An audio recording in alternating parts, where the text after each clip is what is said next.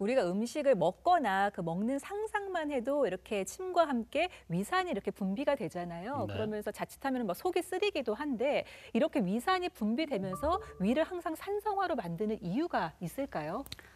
예. 우리 몸은 37도씨로 유지가 되고 있습니다. 이런 이제 고온은 음식물이 들어오면 상하기 쉬운 환경인데, 그런데 우리 몸에서는 위산을 분비해서 강한 산성을 유지하고 있기 때문에 음식물이 상한다든지 세균이 번식하는 것을 억제를 하고 있습니다.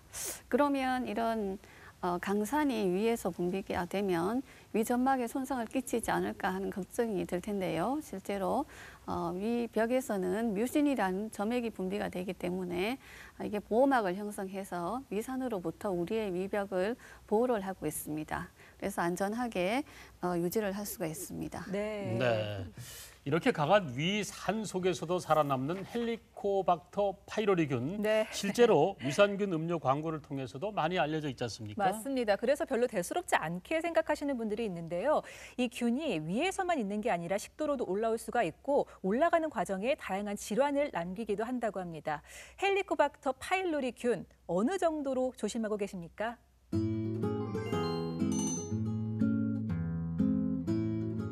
신거 먹으면 헬리코박터 균이 없어지는 거 아닌가요? 별다르게 뭐 잘 알고 있는 지식이 없어가지고 예방하는 건 없고 따로 물을 자주 마십니다. 예.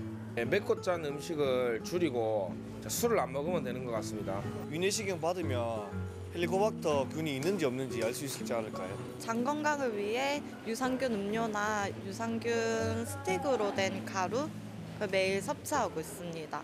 역시 관련 이름이 붙은 유산균을 드신다는 분이 계시군요. 네. 어느 정도 효과가 있는지 저도 궁금하고요.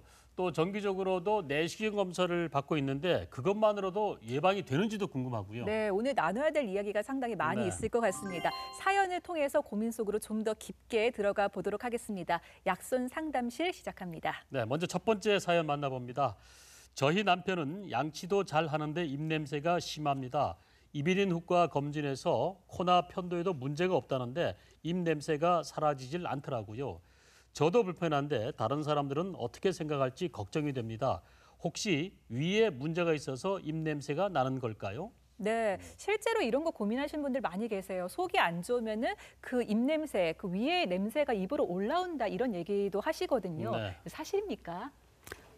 예. 입냄새의 80에서 90%는 구강 내의 원인입니다. 그리고 10에서 20%가량이 구강 밖의 원인일 수가 있는데 생리적인 구취와 병적 구취가 있습니다. 병적인 구취는 소화기 질환이라든지 호흡기 질환, 그리고 간 질환, 신장 질환, 그리고 약물에 의해서도 날 수가 있고 또는 항암 치료를 받고 있는 분들도 그 구취가 날 수가 있습니다. 소화기 질환 중에서는 역류성 식도염처럼 위습도 관략근이 느슨해져서 음식물이라든지 위산이 역류해서 발생하기도 하고 또는 위궤양이라든지 그 위암이 유문부를 막아서 음식물이 내려가지 못해서 고여있다가 냄새가 올라오기도 합니다. 또는 식도에 개실이 생겨서 개실 안에 음식물이 고여있다가 부패하여 냄새가 나기도 합니다. 그리고 헬리코박터균하고 입냄새의 관계는 명확하게 밝혀져 있지 않지만 헬리코박터가 살아가기 위해서 암모니아 가스를 생산을 하는데 이것에 의해서 이것이 위로 올라와서 냄새가 난다고 하는 그런 이제 가설도 있습니다. 실제로 환자분들 중에서는 헬리코박터를 치료를 하고 나서 입냄새가 좋아졌다고 하시는 분들이 계십니다. 그런데 실제로 헬리코박터를 치료를 해서 헬리코박터가 제균돼서 좋아진 건지 구강 내에 있는 다른 이제 잡균들도 같이 제거되어서 좋아진 건지는 명확하지는 않습니다. 네. 네. 어쨌든 10에서 20% 정도는 구강 외의 문제로도 입냄새가 날 수 있다고 하니까 좀 신경을 쓰셔야 될 것 같습니다. 네. 자, 두 번째 사연도 만나보겠습니다. 헬리코박터 파일로리균이 위암을 일으킬 수 있다는 기사가 많아서 유산균 음료나 분말 유산균을 매일매일 먹고 있습니다. 이것만 꼬박꼬박 챙겨 먹으면 확실히 예방이 되겠죠? 우리가 많이 먹는 그 영양제는 이 치료 목적보다는 보조 치료제로 그렇죠. 많이 활용되고 있잖아요. 네. 헬리코박터균을 예방한다는 유산균제, 이건 어떻게 봐야 될까요? 유산균제제는 일단 예전에는 헬리코박터 치료 효과가 있는 것처럼 선전을 했지만 사실 치료 효과는 없고요. 예방 효과는 아직 증명된 바는 없습니다. 그렇지만 헬리코박터 치료 약제를 드실 때 유산균 제제를 같이 드시면 부작용이 감소한다는 그런 연구 결과는 있습니다. 그래서 예방 효과는 아직까지 명확하진 않습니다. 오, 그렇군요. 네, 그렇군요. 자, 세 번째 사연 만나봅니다. 저는 소화불량과 더부룩한 증상을 달고 살고 있습니다. 위 내시경을 받으면 궤양이나 염증도 없다는데 증상은 계속됩니다. 이런 걸 기능성 위장 장애라고 한다고 하더라고요. 헬리코박터 파일로리균 치료를 받으면 제 증상도 좋아질 수 있다고 하던데 이게 사실인가요? 네, 실제로 원인을 모르는 상태로 소화불량이나 이런 위장장애로 고생하시는 분들이 많이 계시거든요. 헬리코박터균을 치료하면은 이런 것들도 같이 잡을 수가 있나요? 예, 그 내시경 검사를 했는데 위염 외에는 다른 특별한 소견이 없는데 계속 속이 쓰리다든지 소화가 안 된다든지 불편감을 느끼시는 분들이 많이 계십니다. 이것을 기능성 소화불량증이라고 하는데 기능성 소화불량증의 많은 원인 중에 하나가 헬리코박터입니다. 그래서 헬리코박터를 치료하면 한 70% 정도에서는 증상이 좋아진다고 하시는 분들이 계십니다. 그래서 이런 기능성 소화불량증이 있으면서 헬리코박터가 있다면 한번 치료를 해볼 만하다고 하겠습니다. 네. 네, 약손 상담실 세 가지 항목을 알아봤습니다. 강한 위산 때문에 일방적인 세균은 우리 위 속에 들어와도 10분을 버티기가 어렵다 그래요. 네. 그래서 예전에는 위 속의 세균은 상상도 하지 못했다고 하더군요. 근데 헬리코박터균은 어떤 균이고 또 어떻게 이게 발견이 됐는지 궁금하거든요. 알려주시죠. 1979년 병리학자 오렌 박사가 위궤양, 위염, 십이지장 궤양 환자를 조직 검사를 해보니까 특정한 균이 계속 발견이 되었습니다. 그래서 이 균이 세균이 병을 일으킬 것이다라고 생각을 했는데 많은 사람이 믿지 않았습니다. 그래서 1981년에서 84년 사이 마샬과 워렌이 위장 속에 사는 세균 배양에 성공을 하게 됩니다. 그래서 배양에 성공한 다음에 이 균 이름을 헬리코박터 파일로리라고 이름을 짓습니다. 그렇지만 그 배양에 성공하는 과정은 상당히 이제 에피소드가 있는데요. 계속 네. 실패를 하다가 실험이 안 되니까 결국 그냥 던져놓고 휴가를 갑니다. 배지를 보통은 버리고 가야 되는데 버리지 않고 그냥 인큐베이터 안에 두고 가면서 휴가 갔다 돌아와 보니까 균이 자라고 있었습니다. 그래서 우연히 배양에 성공했고 계속 실패하다가 네. 그런 이유는 헬리코박터가 조금 이산화탄소가 높은 그런 농도에서 자라기 때문에 그전에는 계속 실패를 했었던 것이고 오래 자라면서 그 배양 환경이 이산화탄소가 많아지는 그런 환경이 되면서 네. 이렇게 자라게 된 것입니다. 그렇지만 이 배양에 성공했음에도 불구하고 많은 사람들은 의심을 하고 그래서 마샬 박사가 급기야 헬리코박터 배양액을 직접 마십니다. 마시고 급성 위궤양에 걸림으로써 이를 증명을 해서 많은 사람들이 믿게 되고 네. 그 이후 여러 가지 질환에 헬리코박터 관련된 여러 가지 연구가 진행이 되었고 2005년 20년 뒤입니다. 노벨 의학상을 베리 마샬과 로빈 워렌이 받게 됩니다. 헬리코박터 파일로리균 이렇게 발견됐군요. 네, 스스로 먹어보면서까지 이렇게 발견을 네. 했습니다. 이 헬리코박터균 하면 사실 이 광고로 워낙 익숙해져가지고 참 흔한 느낌이거든요. 그렇죠. 실제로 우리 주변에서 많이 볼 수 있는 균인가요? 굉장히 흔합니다. 전 세계 인구의 50% 정도가 감염이 되어 있습니다. 네. 그리고 개발도상국 같은 경우에는 70% 정도 감염이 되어 있습니다. 우리나라의 경우는 한 50% 정도고 러시아는 80에서 90% 그리고 그 아프리카 지역에선 90% 이상 감염되어 있고 그리고 북미나 캐나다 같은 경우에는 20% 이하로 감염률이 매우 낮습니다. 네. 그리고 1994년 국제암연구기관에서 헬리코박터 파일로리를 1급 발암물질로 지정을 하게 됩니다. 네. 헬리코박터에 감염된 사람과 같이 식사를 하면 옮기나요? 라고 질문을 하시는 분들이 많은데 네. 주로 헬리코박터는 유년기라든지 청소년기에 감염이 됩니다. 주로 항문 구강 감염입니다. 그래서 구강대 구강 감염은 굉장히 드뭅니다. 그래서 헬리코박터에 오염된 식수라든지 음식물을 섭취 시에 감염되고 같이 생활한다고 입에서 입으로 감염되는 경우는 극히 낮다고 볼 수가 있겠습니다. 네. 네, 마지막 항목은 궁금해서 여쭤보고 싶었던 내용이었었는데요. 말씀해 주셨는데 저는 당연히 성인기에 쉽게 균에 노출될 줄 알았는데 청소년기나 유년기에도 많이 노출된다고 하는데 이왕이면 일찍 검사를 받아보는 네. 것도 좋지 않을까 싶네요. 그래야 어떻습니까, 교수님? 되겠네요. 예. 맞습니다. 이 위암 예방을 위한 목적이라면 위축성 위염이라든지 장상폐하생이 발생하기 전에 치료를 하는 것이 그 효과를 높일 수가 있습니다. 그런데 위축성 위염이나 장상폐하생은 40세 전후에 발생을 해서 차츰 나이가 들에 따라서 증가하게 됩니다. 그리고 가족력이 있다든지 헬리코박터 감염이 있는 경우에는 조금 이른 나이에 시작을 할 수도 있습니다. 따라서 그렇지만 유년기나 청소년기에 검사를 하는 것, 증상이 없는데 검사를 하는 것은 불필요하고 증상이 있는 경우에만 네. 그때는 검사를 하시는 것이 좋겠습니다. 네. 그리고 우리가 굉장히 궁금해하는 위암은 이 체부 위축성 위염이라든지 다발성 위축성 위염이 있는 경우에 한 40% 정도가 장상폐하생으로 갑니다. 그리고 이들 중에 한 8% 정도가 위선종, 이형성이라고 하죠.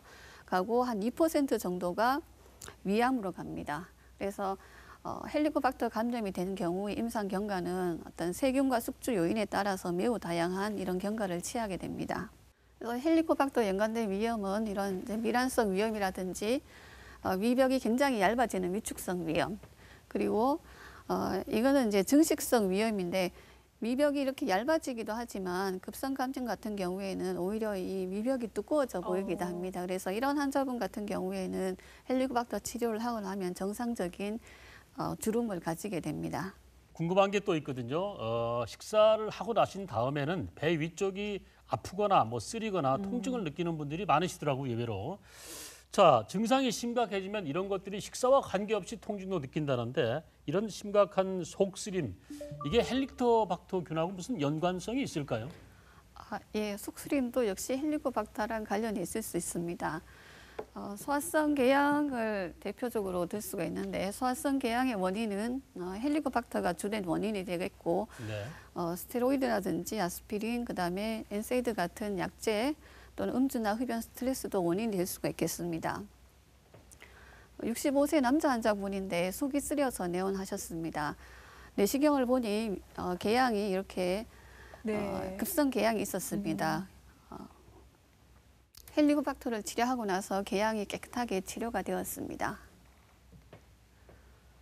그리고 이거는 헬리코박터 연관 위용종인데 흔히 내시경을 하다가 우연히 발견되는 경우가 많습니다. 네. 이분 같은 경우에는 이제 여기 3개가 보이지만 실제로 위에 한 10개 이상으로 굉장히 많은 다발성 용종이 있었고 조직 검사는 다행히 그냥 염증성 용종이었습니다. 네. 그래서 헬리코박터를 치료하고 나서 3개월 뒤에 보니까 작은 것들은 다 사라졌고 큰 거가 크기가 많이 줄었습니다. 네. 그리고 9개월 뒤에 내시경을 했을 때 완전히 사라지고 제일 큰 거가 한 2mm, 3mm 정도 되는 조그맣게 남아있고 조직 겸자로 그냥 제거가 된 환자입니다. 네.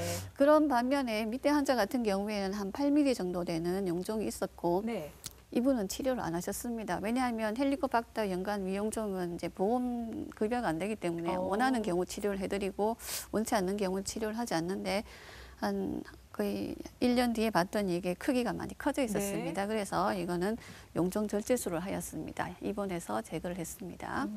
헬리코박터 치료 후에 위 용종이 어떻게 되는지를 보는 연구가 최근에 몇 가지 있었는데요. 네. 헬리코박터에 감염된 환자들의 경우에 위에 이제 가형성 용종은 일종의 염증성 용종입니다. 그러니까 양성 용종입니다. 이거가 2배 더 많더라 이런 보고가 있었고 그리고 1cm보다 작은 이런 염증성 용종을 헬리코박터를 치료를 했더니 100명 중에 85명이 없어졌더라 이런 보고가 있었습니다. 네. 그리고 최근에 또 다른 보고에서 이 결과와 비슷한 헬리코박터 치료를 했더니 용종이 사라지거나 크기가 작아지는 그런 것을 발견하는 그런 이제 연구 보고가 있었습니다. 네. 그래서 헬리코박터를 치료를 하면 대부분의 용종이 없어지거나 크기가 작아지기 때문에 도움이 된다고 하겠습니다. 네. 예후가 참 좋은 네. 것 같은데요. 치료가 어렵지는 않죠. 헬리코박터를 치료를 하면 네. 그냥 자연적으로 사라지는 경우가 상당히 많습니다. 어떤 식으로 치료를 하는 건가요? 헬리코박터는 항생제를 그냥 드시면 그 대부분 치료가 됩니다. 그렇군요. 헬리코박터 파일로리 그 나쁜 녀석이군요. 네. 그래도 쉽게 치료가 된다고 하니까 참 다행인데요. 헬리코박터균에 감염된 남성 같은 경우에는 그 당뇨병에 걸릴 위험이 높다는 이야기도 있습니다. 이렇게 좀 다른 위가 아닌 다른 질환에도 영향을 많이 미치기도 하나 봐요. 아, 예, 그렇습니다. 헬리코박터는 위나 십이지장 질환도 일으키지만 위 밖의 질환도 상당히 많이 일으킬 수가 있습니다. 그래서 근거가 있고 치료를 했을 때 효과가 있는 그런 치료 대상인 질환은 철결핍성 빈혈 중에서 원인을 알 수 없는 철결핍성 빈혈이 있습니다. 네. 이런 경우 치료를 하면은 이제 빈혈이 좋아지는 경우를 종종 경험을 하게 되고, 그리고 특발성 자반증, 혈소판 감소증인데요. 네. 혈소판이 감소하게 되면 혈소판은 우리 몸에 피를 응고하게 하는 작용을 합니다. 상처가 났을 때 이게 더 이상 피가 나지 않게 피가 응고되게 하는 작용을 하는데 네. 혈소판 감소증에 걸리게 되면 이런 작용을 못하기 때문에 이런 식으로 자반이 쫙 생깁니다. 그리고 네. 멍도 잘 들게 되고, 이런 특발성 혈소판 감소증 중 있으면 헬리코박터를 치료하는 경우에 이게 호전되는 경우를 경험을 하게 됩니다. 네. 그래서 이런 경우에는 치료 대상이 되겠고, 그 외에도 헬리코박터가 있으면 비타민 B12라든지 이런 이제 영양소의 흡수를 방해를 하게 됩니다. 그래서 비타민 B12 결핍증에 대한 보고가 있고, 그다음에 대사성 질환이라든지 당뇨병, 그리고 지방간, 심혈관 질환, 뇌혈관 질환과 관련이 있다는 이러한 보고도 있습니다.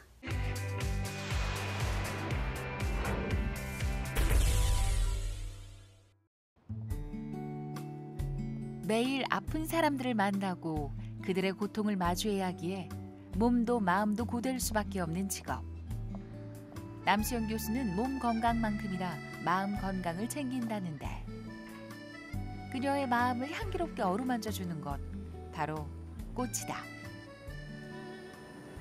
워낙에 꽃을 좋아하기도 하고 직업적으로 스트레스를 많이 받다 보니 힐링하는 차원에서 시작했습니다. 꽃을 거는 동안에는 다른 생각이 나지 않고 즐겁고, 그리고 집에 와서 꽃을 두면 기분도 좋아지고 힐링도 되고, 그래서 한 달에 한두 번 정도 하고 있습니다. 꽃이 하나의 작품이 되고 한 조각 위로가 된다. 남수영 교수는 좋은 식습관이 건강을 위한 지름길이라 강조한다.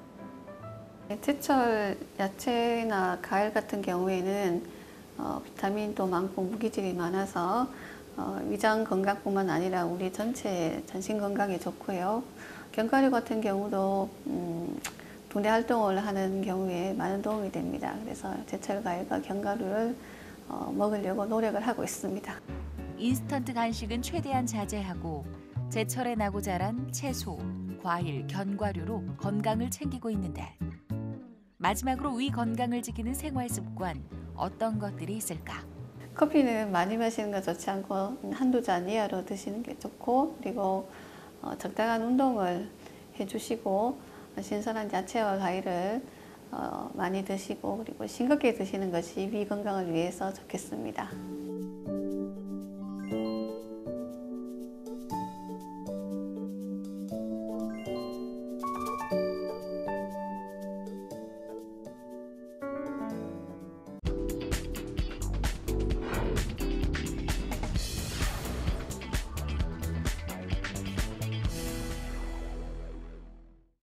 우리가 헬리코박터 파일러리균에 대해서 막연히 알고 있지만 이 균이 의심된다고 병원을 찾는 분들은 드물 것 같아요. 없죠. 네. 그렇죠. 자, 환자분들이 주로 어떤 경로로 이게 검진을 받으러 오시는지요? 예. 헬리코박터 파일로리균은 진단은 대개 내시경을 하다가 진단을 하게 됩니다. 그래서 내시경을 하다가 위궤양이라든지 십이지장 궤양이 있는 경우, 그리고 이제 위암이 의심되는 경우에는 헬리코박터 검사를 같이 하게 됩니다. 헬리코박터 검사 방법은 위에서 조직을 조직 겸자로 뜯어서 이렇게 검사를 하게 됩니다.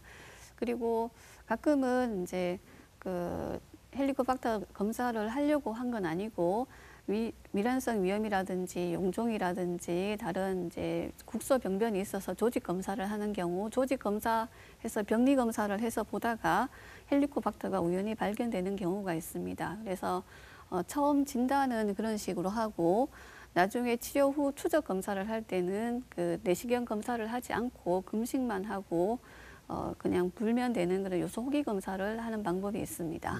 네, 아무래도 헬리코박터균에서 가장 걱정이 되는 부분은 이게 위암이지 않을까 싶습니다. 우리나라 같은 경우는 사실 또 위암 발생률 1위라는 또 운명을 갖고 있기도 하잖아요. 어느 정도로 이 영향을 미칠까요? 위암은 위험 요인이 가장 큰 위험 요인은 헬리코박터입니다. 그래서 헬리코박터에 감염돼 있으면 위암의 그 위험도가 적게는 2배, 많게는 뭐 4배, 5배까지 보고되고 있습니다. 네. 그래서 연구 결과마다 다른데 어쨌든 최소한 2배 이상 증가시키게 됩니다. 그리고 그 외 음주나 흡연, 그리고 남성에서 2배가량 많습니다. 그리고 대사성 요인으로 비만이 있는데 비만은 분문부 위암의 위험 인자입니다. 위에서 이렇게 식사를 하시면 식도를 통해서 위로 들어가게 되는데 네. 식도에서 위로 들어가는 이 부분을 분문부라고 합니다. 그래서 이쪽 부분에 생기는 위암 같은 경우에는 비만이랑 관련이 있고 네. 그 나머지 부위에 생기는 위암은 비만이랑은 큰 관계는 없습니다. 그리고 식이인자로 식사와 관련이 있는데 맵거나 짠 음식은 위험인자가 되겠습니다. 그렇지만 신선한 야채라든지 과일 이거는 이제 보호하는 예방인자가 되겠습니다. 네. 한 10,000명 이상을 그 헬리코박터 검사와 위내시경 받은 사람들이 이 연구에 참여를 했고 네. 헬리코박터가 처음부터 없었던 분들은 암 발생이 요거는 이제 발생이 10년까지 했는데 굉장히 적습니다. 네. 그에 비해서 헬리코박터를 치료한 구는 한 8년까지는 거의 비슷하다가 8년이 넘어서면 이제 약간씩 증가하기 시작합니다. 그에 반해서 헬리코박터를 치료하지 않은 이쪽 구는 계속 증가를 하다가 8년째 굉장히 많이 증가를 하게 되죠. 그래서 네. 헬리코박터 치료하지 않은 군에 비해서 헬리코박터 치료한 군이 한 0.3 가까이 됩니다. 거의 70%가량 감소를 시켰습니다. 그래서 이거는 헬리코박터 감염되지 않은 군하고 거의 이제 유사한 수준으로까지 네, 그렇네요. 떨어지는 그런 이제 효과를 봤습니다. 자, 헬리코박터균만 없애는 것만으로도 위암을 예방할 수 있다는 사실 아주 중요한 그 그러네요. 사실인데요. 네. 자, 그렇다면 치료에 대한 관심을 상당히 높여야 될 것 같은데 헬리코박터균의 진단과 치료 비용적인 부분도 좀 알려주시죠, 교수님. 예, 진단은 그 요소 호기 검사라든지 아니면 그 급속 요소 분해 검사 같은 걸로 할 수가 있는데 급여가 적용되는 질환이 있고 그다음에 적용되지 않은 질환이 있습니다. 그래서 급여가 적용되는 질환은 이제 궤양이 있다든지 암 환자들 치료를 하고 나서 조기 위암으로 절제술을 하고 나서라든지 아니면 뭐 말트 림프종이라든지 아까 이제 나왔던 그 혈소판 감소증이라든지 이런 경우에는 보험이 됩니다. 근데 그 나머지 경우에는 급여 적용은 되지 않지만 그 헬리코박터 치료는 항생제 치료이기 때문에 그렇게 비싼 비용은 아니고 한 10만 원 안팎의 비용으로 이 치료를 할 수가 있습니다. 네. 항생제 치료라고 말씀을 해주셨는데 이게 위 내시경을 통해서 이제 진단을 할 수 있고 또 치료도 쉽게 가능한 건지 어떻게 진행이 되는지도 좀 궁금합니다. 예, 헬리코박터는 이제 쉽게 진단을 할 수가 있는데요. 흔히 보통 처음에 치료 전에 진단은 주로 이런 내시경을 통한 진단입니다. 흔히 하는 거는 이 급속 요소 분해 검사입니다. 조직을 한 2개 정도 위내시경을 하면서 조직을 채취를 해서 여기 2개 정도 두면은 원래 색깔이 이런 노란색입니다. 노란색으로 있으면은 이것은 음성이고 이렇게 빨간색으로 변하게 됩니다. 그러면 이거는 헬리코박터 양성입니다. 네. 균이 있는 것입니다. 그리고 가끔씩 헬리코박터를 검사를 하려고 한 건 아닌데 이렇게 조직 검사에서 헬리코박터가 염색이 되는 경우가 있습니다. 그래서 이런 조직 검사라든지 급성 요소 분해 검사를 통해서 헬리코박터를 진단을 할 수가 있고 그런데 헬리코박터가 있어서 치료를 하고 나면은 다시 또 헬리코박터가 치료됐는지 보기 위해서 내시경 검사를 하기는 너무 힘들지 않습니까? 네. 그래서 좀 더 간단한 검사법이 있습니다. 이것은 진단 목적으로 사용되진 않고 치료 후 재균이 된 헬리코박터가 사라졌는지 보는 검사인데 네. 요소 호기 검사라고 하는 건데 그 요소를 먹습니다. 알약을 먹고 일정 시간이 흐른 뒤에 요소가 들어가면 헬리코박터가 있으면 헬리코박터가 요소를 분해하게 됩니다. 분해를 하면 이산화탄소가 나오는데 이산화탄소에 여기 마커가 있습니다. 표지자가 네. 있어서 호흡을 이렇게 하면서 그 숨을 쉬면은 입으로 공기가 나오지 않습니까? 네. 그거를 모읍니다. 어. 모아서 분석을 해서 이 헬리코박터가 있는지 없는지를 검사하는 방법입니다. 그래서 이 굉장히 이 간단하고 환자분이 네. 힘들어하지 않는 그런 검사라고 하겠습니다. 네, 다양한 건설법이 있네요. 예. 그러면 치료 대상 질환은 어떤 게 있느냐인데 사실 어떤 게 급여 적용이 되느냐인데요. 소화성 궤양이라든지 말트 림프종 그리고 조기위암 절제술 후 그다음에 자반증은 급여 적용이 되고 나머지는 적용이 되지 않습니다. 그래서 이거는 이제 비보험으로 치료를 하게 됩니다. 그러면 이 헬리코박터를 드시면 헬리코박터가 항생제가 포함이 되어 있습니다. 그래서 부작용이 있습니다. 부작용은 대개 약제는 1주 내지 2주를 복용을 하게 됩니다. 그리고 약제 복용 중에는 절대로 술이나 담배는 하시면 안 되겠습니다. 그리고 항생제가 포함되어 있어서 생기는 부작용으로는 흔한 부작용으로는 입맛이 쓰다든지 변이 무르게 나올 수 있습니다. 그런데 이런 정도의 부작용은 그냥 드셔도 됩니다. 그런데 가끔씩 한 0.1%, 1000명 중에 1명 발생하는 이제 드문 부작용으로 아주 심한 설사가 날 수가 있습니다. 물처럼 쫙쫙 나오는 설사가 뭐 하루 6번 이상 난다든지 또는 피부 발진이 생길 수가 있습니다. 피부가 빨갛게 된다든지 물집이 생긴다든지 이런 경우가 1000명 중에 1명 생길 수가 있는데 이런 경우는 중단하고 처방받은 병원에 연락을 해서 어떻게 할지 상의를 한 다음에 끊을지 아니면은 계속 드실지를 결정을 하셔야겠습니다. 네. 그리고 또 하나는 굉장히 드문 부작용인데요. 이건 10만 명당 1명, 거의 1년에 1명도 잘 안 생기는 그런 부작용이긴 한데 헬리코박터 치료 약제 중에 하나, 항생제 중에 하나가 부정맥이 생길 수 있는 약제가 있습니다. 그래서 그런 경우에는 이제 맥박이 불규칙하게 뛴다든지 갑자기 심맥작이 빠르게 뛴다든지 아니면 갑자기 어지럽다든지 이런 증상인데 그런 경우에는 응급실로 가셔야겠습니다. 네. 그러면 헬리코박터 치료는 약만 먹으면 되나요?라고 이제 질문하시는 분들이 많습니다. 굉장히 네. 이게 어려운 치료라고 생각을 하시는데 사실은 이거는 이제 약만 드시면 치료가 되는 질환입니다. 그래서 네. 대개 헬리코박터를 치료를 하고 치료가 됐는지를 확인을 하셔야 됩니다. 치료하고 4주 정도 지난 다음에 요소 호기 검사를 해서 치료가 됐는지 아니면 계속 남아 있는지 확인을 하고요. 1차 치료로는 이제 3가지 약제를 씁니다. 이거는 양성자 펌프 억제제라고 해서 위산도를 낮춰주는 약입니다. 그리고 이런 항생제 2가지가 들어갑니다. 그래서 이거의 제균율은 70에서 80%, 쉽게 말해서 10명 치료하면 7명에서 8명은 치료가 되고 2명에서 3명은 내성균이 있습니다. 헬리코박터 균의 항생제의 내성이 증가해서 지금은 한 10명 중에 2명, 3명은 남아 있습니다. 네. 그래서 이 사람들은 어떻게 하느냐? 2차 치료가 표준 치료제가 있습니다. 이 양성자 펌프 억제제에다가 이제 3가지 1차 치료에 썼던 약하고 다른 3가지 네. 약을 해서 쓰면은 실패한 환자의 90%, 10명 중 9명은 치료가 됩니다. 네. 그래서 대부분 2차 치료까지 하면 거의 대부분 치료가 되고요. 네. 그런데 최근에는 이 2차 치료에 실패하시는 분들이 가끔씩 계십니다. 그래서 그런 경우에는 이제 3차 치료까지 하게 됩니다. 네. 3차 치료는 하게 되면 대개 10명 중에서 5, 6명이 치료가 됩니다. 조금 치료율이 떨어집니다. 다음으로 궁금할 것이 헬리코박터 치료 후에 다시 감염이 되지 않느냐. 네. 그런데 헬리코박터 균 자체는 주로 유년기나 청소년기에 감염이 되고 성인에서는 잘 감염이 되지 않습니다. 그래서 헬리코박터 치료하고 나서 다시 재감염되는 그 재감염률은 4 내지 6%로 낮습니다.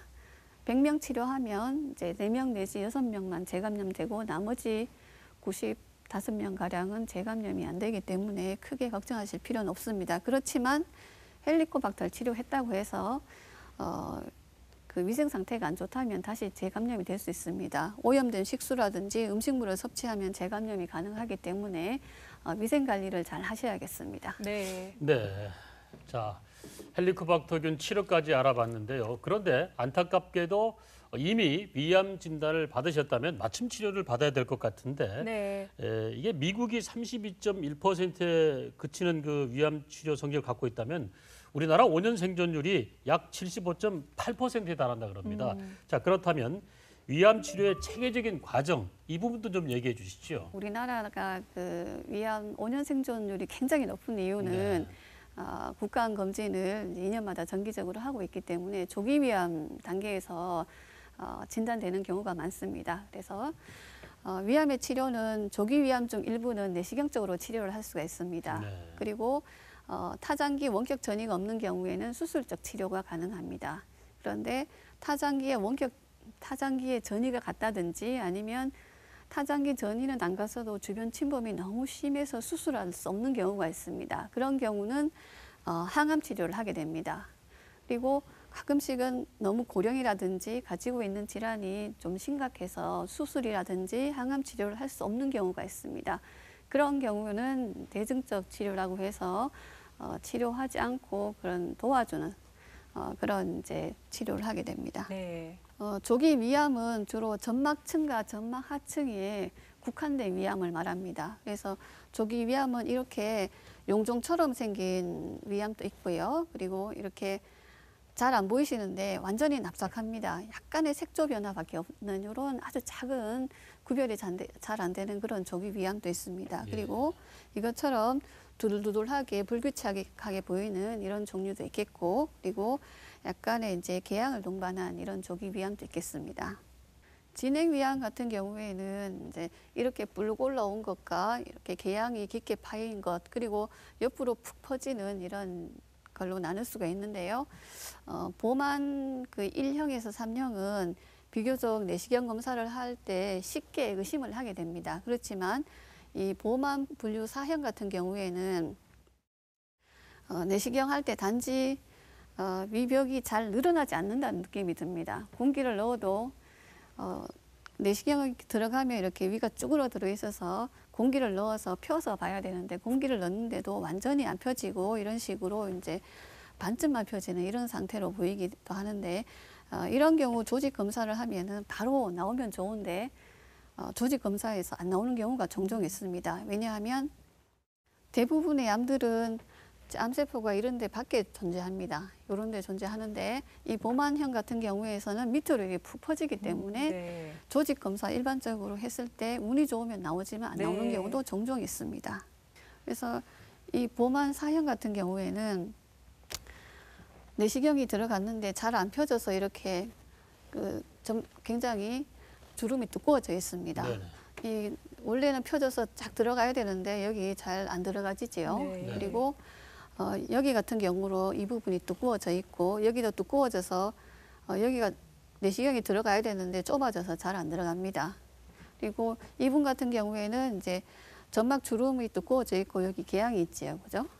그래서 공기를 넣었을 때 위가 잘 펴지지 않으면 보만 타입을 반드시 생각을 해야 되고 물론 공기가 잘 펴지지 않은 원인 중에는 그냥 헬리코박터 때문에 생기는 비후성 위염이라든지 아니면 말트 림프종이라든지 이런 경우에도 잘 안 펴지기도 합니다. 네. 그렇지만 그런 경우에는 조직 겸자를 넣어서 이렇게 눌러보면 굉장히 부드럽습니다. 그런데 이 보만 타입 같은 경우에는 이렇게 눌러보면 딱딱합니다. 네. 그래서 조직 검사를 할 때 이런 궤양이 있는 부위라든지 미란이 있는 부위에서 조직 검사를 아주 깊게 하면 네.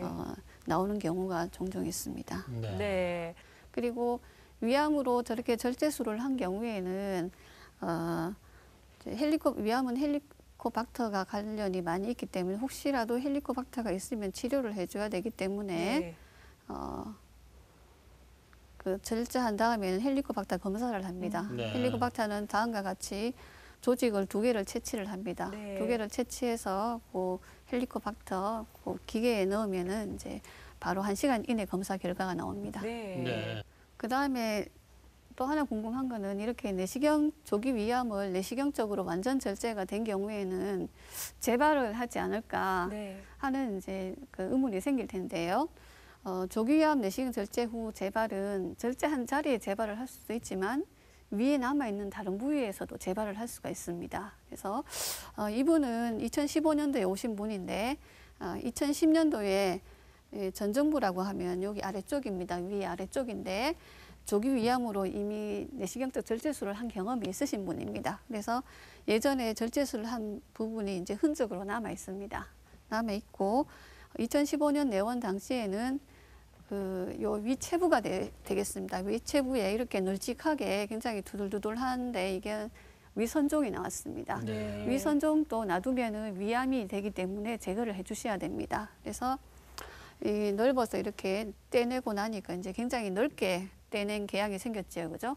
생기고 3개월 뒤에 보니까 이 위궤양이 완전히 깨끗하게 나왔습니다. 네. 그래서 이걸로 끝이냐 하면 다음 해에 위내시경으로 절제를 하고 나서는 정기적으로 추적 검사를 합니다. 네. 추적 검사 중에 군데군데 위염이 있습니다. 위염이 있는데 여기가 약간 딴 데보다 조금 컸습니다. 그래서 조직 검사를 했더니 위선종이 나왔습니다. 위선종인데 이거를 또 마찬가지로 이렇게 박리술을 했습니다. 제거를 해서 보니까 처음에 조직 검사는 선종이 나왔는데 잘라서 전체를 잘라 보니까 이분은 위암으로 마지막으로 진단이 되었습니다. 그래서 위치는 위전정부, 여기 위암이 다시 생겼습니다. 네. 그리고 1년 뒤에 또 추적 검사하면서 보니까 전에 잘랐던 부위에 또 약간 모양이 이상합니다. 그래서 조직 검사를 해보니까 선종이 나왔고, 그래서 자르게 되는데 예전에 잘랐던 부위에 다시 하려고 하면 자른 부위는 이제 섬유화가 돼서 딱 들러붙어 있습니다. 그래서 굉장히 이거는 자르기가 어렵습니다. 그래서 선종이었기 때문에 이렇게 잘라서 드러냈고, 그래서 4번째 시술이죠. 네. 근데 이걸로 끝이 아닙니다. 2019년 최근에 오셨는데 이번에는 이 부위는 어느 부위냐 하면 예전에 다른 병원에서 이제 위암 2010년도에 내시경 절제술 한 부위입니다. 그리고 그 위에 보시면 이렇게 점막 주름이 끌려가 있는데 여기 뭔가 약간 색조 변화가 있습니다. 네. 조직 검사를 했더니 여기서 위암이 나왔습니다. 네. 그래서 이분은 5번째 치료를 할 예정입니다. 네. 그래서 이분을 보시면은 2010년도에 있었고, 그죠? 그다음에 2016년도에 위치가 다른 곳에 위암이 발생하고, 그다음에 2019년도에 또 다른 부위에 위암이 생겼습니다. 그래서 3군데 다 다른 부위가 시간의 차이를 두고 생겼는데, 이렇게 위치가 다른 부위에 이렇게 시간의 차이를 두고 생기는 것을 이시성 위암이라고 합니다. 그래서 네. 그뿐만 아니라 이제 선종으로 2번 치료를 하셨고요. 이런 분이 있는 반면에 이분은 2015년 12월에 오신 분인데 3군데 위암이 있었습니다. 네. 모양은 여기는 위치가 식도에서 위기 내려온 바로 그 아래 부분입니다. 여기에 이제 한 1.5cm 정도 되는 그 용종처럼 생긴 위암이 있었고, 네. 그다음에 위체부에 한 1cm가 채 안 되는 용종처럼 생겼는데 이게 또 위암이 나왔습니다. 그리고 밑에 보시면은 두들두들 하면서 이렇게 푹 퍼져 있는 병변이 있습니다. 이것은 위 전정부에 있습니다. 3군데 다 이제 다른 위치에 있고, 네. 그래서 이 환자는 나이도 젊고 그리고 전신 상태도 좋아서 하루에 3개 다 제거를 했습니다. 나이가 많으신 분들은 조금 어려울 수 있는데 이분은 나이도 젊고 해서 3개를 한꺼번에 제거를 했고, 네. 그러고 나서 위암을 제거를 했으니까 추적 검사를 합니다. 다음에 4월에 추적 내시경 검사를 할 때 여기 약간 두들두들한 거 보이시죠? 네. 그리고 여기도 두들두들합니다. 그래서 2군데 다 선종이 나왔습니다. 그래서 2개 다 제거를 했습니다. 네. 제거를 하고 그리고 한 2019년까지 아무 일 없었습니다. 잘 네. 지냈습니다. 그러다가 최근에 왔는데 전에 잘라냈던 자리 옆자리가 이렇게 두들두들합니다. 그래서 조직 검사를 해보니까 선종이 나왔습니다. 그래서 이분도 제거를 해야 됩니다. 이 헬리코박터 파일로리균이 위암에도 악성 종양을 유발한다 그래요. 헬리코박터 균이 일으키는 악성 질환들 어떤 게 있을까요? 헬리코박터가 위암이랑 관련된 거는 굉장히 많은 사람들이 대부분이 알고 있습니다. 그런데 위암 외에도 위에 말트 림프종이라는 거와 관련이 있는데요. 네. 이게 되게 어렵습니다. 림프절 외 변연부 림프종 되게 길어요. 그래서 네. 그냥 말트 림프종이라고 하겠습니다. 네. 예. 원인은 80에서 90%가 헬리코박터가 원인입니다. 나머지 10에서 2%는 유전자 변이가 원인이 되겠습니다.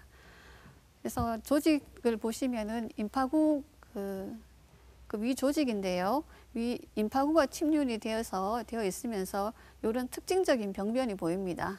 이런 병변이 관찰되어야만 말트 림프종이라고 하고요. 그런데 이 말트 림프종은 굉장히 다양한 내시형 소견을 가집니다. 이런 위축성 위염의 형태를 가지는 경우가 종종 있습니다. 이런 하얀 부분 보이시죠? 이런 네. 부분은 위가 위축성 위염이 있는 것처럼 보이는 부분이거든요. 위가 굉장히 얇아져 있는 부분이거든요. 그런데 이런 다발성 위축성 위염을 형태를 보이는데 조직 검사를 하면 이제 말트 림프종이 진단되는 경우가 종종 있고, 네. 그 다음에 이런 것처럼 점막하 종양처럼 보이는 경우도 있고요. 그 다음에 여기 보시면 두들두들해 보이죠. 그냥 두들두들하기만 한데 말트 림프종인 경우가 있습니다. 네. 그리고 개양인데 약간 그냥 모양 이상한 개양이 여러 개 생겨 있습니다. 여러 개 생겨 있는 이런 다발성 개양 형태를 나타내는 경우도 있고, 그리고 그냥 단순한 용종처럼 보이기도 합니다. 작은 용종처럼 보이기도 하고, 이 같은 경우에는 조기위암처럼 보이기도 합니다. 네. 그래서 말트 림프종은 굉장히 다양한 얼굴을 가지고 있습니다. 네. 그러면 이런 다양한 얼굴을 가지고 있는 말트 림프종 치료는 어떻게 할 것인가? 그 말트 림프종의 원인이 대개 80에서 90%가 헬리코박터입니다. 그래서 치료는 역시 헬리코박터가 1차 치료입니다. 네. 그래서 헬리코박터 치료를 하면 거의 90% 정도에서 치료가 됩니다. 네. 그래서 헬리코박터 음성인 경우에도, 음성인 말트 림프종인 경우에도 1차로 헬리코박터 치료를 합니다. 왜냐하면 대개는 헬리코박터에 의해서 발생을 하지만 헬리코박터 이외에 다른 위에 생기는 균 중에서 임파구의 침륜을 강하게 하는 그런 균인 경우에 또 발생을 할 수가 있고 해서 네. 헬리코박터 음성이라도 일단 말트 림프종이 진단되면 헬리코박터 치료를 하고, 또 하나는 헬리코박터가 처음에는 진단이 안 될 수도 있습니다. 있음에도 불구하고 그것을 위음성이라고 합니다. 그런 경우도 있기 때문에 일단 말트 림프종이 진단되면 헬리코박터 치료를 하고요. 그 다음에 헬리코박터 치료를 했는데도 이게 듣지 않는 경우가 있습니다. 그런 경우는 대개 유전자 변이가 있는 경우입니다. 그런 경우에는 방사선 치료가 필요하겠습니다. 그래서 헬리코박터 치료를 하면은 치료하고 나서 말트 림프종이 완전히 완치가 되기까지 네. 시간이 대개는 1년까지는 기다려 봅니다. 네. 재균이 되고 나서도 서서히 말트 림프종이 좋아집니다. 그래서 일단 재균만 되었고 헬리코박터가 치료가 되었고, 그 다음에 내시경으로 봤을 때 병이 진행을 하지 않는다. 그러면은 한 1년까지는 지켜볼 수가 있습니다. 네. 그리고 헬리코박터 치료하고 말트 림프종이 완치가 되었습니다. 그러면 이걸로 끝나느냐 하면 역시 재발을 할 수가 있습니다. 네. 재발은 완치 후에 서서히 증가해서 2년까지는 재발이 증가합니다. 그렇지만 2년이 지나면 재발률은 재발이 더 증가하지는 않습니다. 네. 그렇기 때문에 치료 후 2년까지는 좀 자주 내시경을 하고 2년이 지나면 뭐 1년 간격으로 한다든지 이렇게 네. 하시면 되겠습니다. 네. 네, 오늘 헬리코박터균에 대해서 알아보고 있는데요.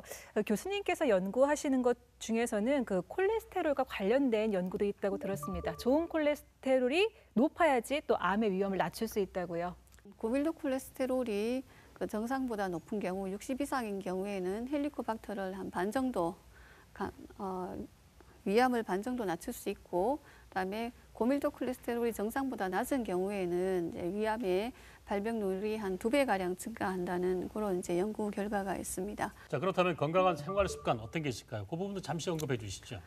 예, 위암 예방을 위한 건강한 생활 습관은 물론 헬리코박터에 있으면 치료를 해야겠지만 그 외에도 맵거나 짠 음식은 피하도록 하시고, 신선한 야채나 과일을 매일 드시도록 하시고요. 그리고 두부라든지 콩 제품들이 도움이 되기 때문에 그런 것도 이제 좀 드시도록 하시고, 그다음에 커피는 이제 지나치게 많은 양의 커피를 드시는 거는 위암의 위험을 올릴 수가 있기 때문에 커피는 이제 적당량을 드시도록 그렇게 언급하고 있습니다. 네. 네, 최근 젊은 위암 환자가 많이 늘어나고 있다고 네. 합니다.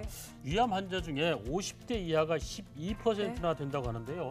오늘 함께 얘기 나눈 헬리코박터 파일로리균 나이를 불문하고 관심을 많이 가져야 될 것 같습니다. 맞습니다. 아무리 바빠도 놓치면 안 될 것들이 있습니다. 건강 검진 그리고 이참에 또 나의 식습관은 어떤가 돌아보는 그 시간도 필요할 것 같습니다. 네, 위 속에서 벌어지는 위태한 상황과 그 대처법에 대해서 네. 자세히 짚어봤습니다. 소화기내과 남수연 교수님과 함께했습니다. 고맙습니다. 고맙습니다.